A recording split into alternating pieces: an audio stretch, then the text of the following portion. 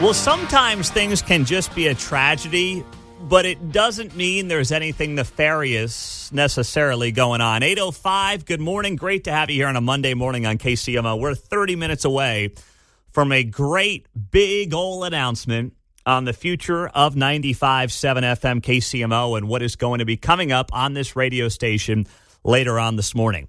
So the family of Maria Pike and her baby Destiny Hope rallied outside of the Independence Police Headquarters yesterday, demanding transparency from investigators.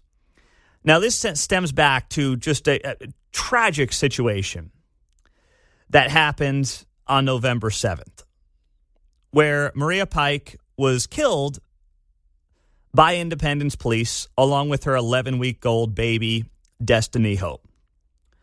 The two were shot to death after Talisa Coombs, the baby's grandmother, called police to Pike's apartment. Coombs said that she had been assaulted when she went to check on the two before calling the cops. So once again, the cops show up because they get a phone call from a family member who says things are not going well in this specific apartment, in this specific household, and we need you guys to check up on it. And we didn't really know much about what happened, what led up to the police shooting Maria Pike and her 11-week-old baby. But on Wednesday, Independence Police released some of the body camera footage from the police officers who were involved in that situation. It's about 3 minutes total of a 20-minute incident, and I watched the whole thing over the weekend. And you don't, it's cut up, it's edited, you don't have the blow-by-blow, but you get a good idea of what took place in Independence in this apartment back on November 7th. And here's a little bit of what it sounded like. There's a jump cut in here, but I'll explain it to you if you haven't seen the video. You have the mother holding the baby in a closet. She's lovingly holding her 11-week-old child. But clearly this is someone who does not appear to be mentally stable and well. And she walks out of the closet. She then sits on her bed. Her partner is sitting on that bed as well. Baby daddy, whatever you want to call him. And then as she's holding her child, her 11-week-old baby, she's got the baby in her left arm facing outward. So like the face of the child is facing the police officer. As someone who's been holding a lot of babies the last couple of years, it's kind of an awkward way to hold a kid. But she's holding the kid underneath her left arm. And out of nowhere, she picks up a knife. Now, I'm going to take another dig because I can at the awful job that they do across the street at KMBZ, where I heard them describe this as like a large kitchen knife. This thing could slaughter a large animal. This thing was an enormous knife. This is not like, that kind of a big butter knife, I wouldn't want my... This thing was a monster knife. More like a sword? Yes, borderline sword status. And she picks up the knife, and you hear the cop go, whoa, whoa, whoa, whoa, whoa. And there's two of them there. And then, of course, they cut the tape. I don't know what more you need to see because the situation is completely calm in the seconds leading up to this tragedy. Are you okay? Are you hurt? Okay. Can we put the baby down, come in here and talk and figure out what's going on? You gonna give it to the baby? Okay.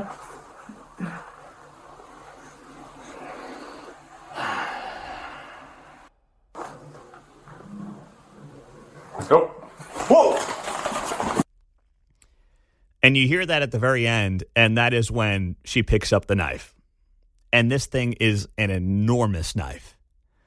Meantime, she's got this massive knife in one hand. She's got the baby in the other hand, and then all tragedy breaks out. Now, I don't know what else you could want to see from that tape. I'm fine with releasing it. I hope the police department does release the entire thing. But it sounds to me that there are people grasping for something here that doesn't exist. Felicia Holder is the aunt of the child who was tragically killed in this situation. And she had a sign outside of the Independence Police Department yesterday that read, "Justice for Destiny. The cops need to own up to what the cop needs to own up to what he did." Well, first off, is anybody suggesting, as anyone with common sense would, that, hey, what about the fact that this was a calm situation until the mother, Maria Pike, picked up a borderline sword in a small apartment standing a few feet away from the cops? I remember Rick Smith, the former KCPD chief, took me up to their headquarters, not to the headquarters, to the training facility up in the Northland. And I went through some of the training protocol that they go through. And it's amazing how awful I would be at being a cop. But that's neither here nor there. There was this training thing we did where I've got a cop with me and we're going through different scenarios, right? And you're in a dark room and you've got this big projector screen and you're going through different situations and scenarios. And there's a guy at one point, we're going through this training simulator. There's a guy with a knife. And this guy's got a knife and he's within 20 feet of us. He's like 15, 20 feet away. And he starts charging at us with the knife. And it's amazing that you don't think about it, but someone can close 20 feet with a knife in like well under 3 seconds.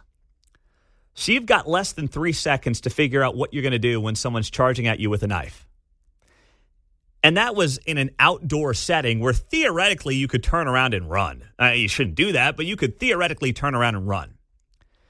If you watch the video from the Independence Police Department body camera footage, what you've got is somebody in a small, what appears to be bedroom. They're sitting on a bed. The cop appears to be all of 5 to 6 feet away from this Maria Pike in Independence, and that's when she picks up a massive knife with a baby in her hand. I mean, you're talking about a situation where you've got, forget 2.5 seconds. You've got maybe half a second to figure out what you're going to do. And if you think there's any cop who wakes up, puts on the badge, puts on the uniform, and thinks about this kind of a tragedy with an 11-week-old, you have to have the most sinister view of law enforcement to think that is something that anybody wants to do when they get on the job. You have to be sick and twisted to think that's something that anybody wants to do when they get on that job. And I understand there's a family that's hurting right now. And there's an 11-week-old that is never going to breathe again. But to make this story about a lack of police transparency instead of what it should be about, which is somebody holding an 11-week-old and using them in some ways as basically body armor against cops as you attack them with a knife. That's what the story is. And the other part of this story, if you really want to dig into it, if you want to have a real conversation, is about postpartum mental well-being. The sister talked extensively to Channel 41 about how the mother was dealing with a lot of postpartum mental health issues. And it is incredibly common. That, if the family wants to take a stand and bring awareness to something and have Maria Pike and the baby Destiny Hope's legacy live on, then focus on the mental well-being. Focus on postpartum health. I'm not trying to be a sinister here. I don't want to be negative about this, but I will say there's no money in that.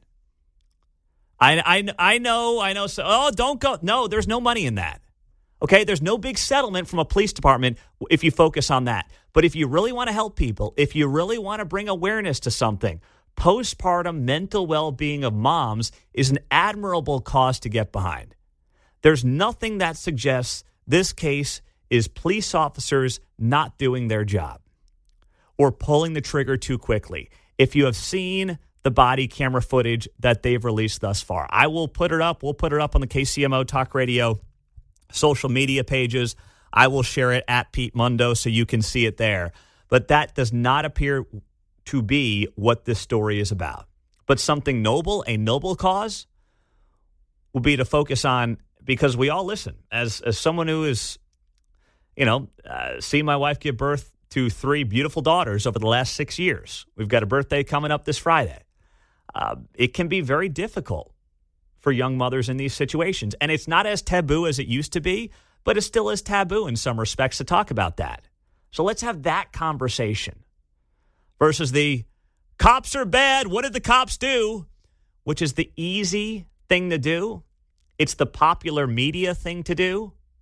It's maybe the thing that lawyers will want you to do because they've got some money to potentially make. But it's not, based on what we've seen thus far, anywhere close to being the right thing to do. 913-408-7957. It's 8:16 on a busy Monday morning. We've got some major news for the future of KCMO Talk Radio that we will be sharing with you at 8:35, less than 20 minutes away on 95.7 FM KCMO Talk Radio. Well, excellent point on the text line, Pete. No one is talking about the cops' mental health here in regards to what happened in Independence, where a police officer shot Maria Pike and her 11-week-old baby. That person has to be absolutely devastated. That's exactly right on the text line. Also, Pete, even when they shoot a baby, you defend them. Stop. No, stop. Look, I will put the video up on social media. She is holding the child in the middle of her body as almost body armor. It's beyond disturbing. And yes, in a perfect world, I think about the old Joe Biden line when he talked about shooting him in the foot, right? Yeah, wasn't that the line, John? Shooting him in the ankle, in the elbow, whatever. Yes, that's what it was. Yeah, shoot him in the ankle. He would tell, I think he said that when he was running for office. That should have been a sign that Joe was losing it when he's talking about cops, shooting people in the ankle when something goes haywire, goes crazy. If only it was that easy. Just ricocheted off the canyon wall, Pete. Yeah. What cops are taught is to, in a situation that, God forbid, you are talking life or death, is to aim center mass. And when you are holding a child as a shield, literally in center mass, what do you do in that situation? I'm not defending it because I don't have all the details, but goodness gracious, the story here, the very obvious story here, is not a lack of police transparency. It never has been. The people that are trying to make it that are, one, obviously motivated by politics and, God forbid, some kind of financial settlement. But number two, you just look at the story, and if you watch the video, you are not going to watch this video and come away thinking that, well, boy, these cops, they got happy fingers. I promise you that's not what's going to happen here. You're not going to see police officers who are escalating situations. You're not going to see it. 913-408-7957. We got big news in 10 minutes, the future of KCMO Talk Radio. Mike's in Spring Hill. Let's fit him in here. What's up, Mike? Hey, Pete. So first-time caller, long-time listener. I was in the Auxiliary Security Force in the Navy from 2017 to 2019, and that 20-feet rule, when someone has a knife, that is considered deadly force, and you are required to pull and, unfortunately, end their life. It's just a shame that the baby was in the line of sight on that one. Yeah, so you said anything within 20 feet with a knife is considered potentially a deadly situation. Correct. And have you seen this video by chance or no? No, I have not. Okay. So just from the description that you had, that is, Oh yeah. I'm talking 5-6 feet away from this individual with a massive knife. Mm-hmm. So you're talking. You can literally take one step and reach somebody with a knife when you're that close to them, right? Correct. Yes. And when you had to draw your pistol and get it off safety and take that aim, it takes some time and focus. And unfortunately, that's just what had to happen. And again, the cop was in 100% defensive mode in that situation. It's tragic, but thank you, Mike, for the insight. I appreciate it. 913-408-7957. Carl, Independence, go ahead. You're on KCMO Talk Radio. Hi, Pete. About 5 years ago in Independence, there was a suicide by cop incident. The officer walked into a situation that it was a trap. He had to shoot. Afterwards, the officer was sitting on the front steps of the apartment or the duplex, crying, absolutely distraught, full man trained, crying. This is awful for the officers. Yeah. You're right, my man. You're spot on. I mean, listen, it's awful for everybody.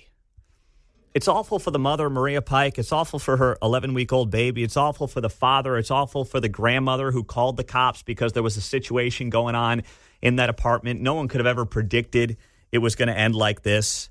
It's awful for the family of Maria Pike. It's awful for the child's family. It's awful for everybody. Nothing good comes out of this. But this is not the next, the cops and their heavy hands. That's not what this story is. It never has been. And no matter how hard some media try in this town, it's never going to be. And you're seeing some of that right now.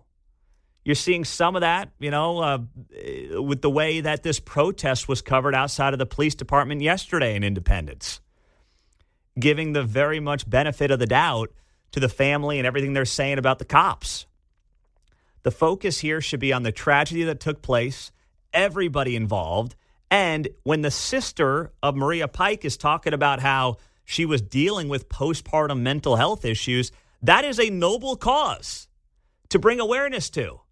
It still is a little taboo, not as taboo as it used to be, but it's still a little taboo. Let's talk about that. Let's have a real life conversation about that. Let's have the family take that approach. But I hate to be a pessimist, but that approach does not result, potentially, in 6-figure or, dare I say, 7-figure settlements. I'll leave it at that.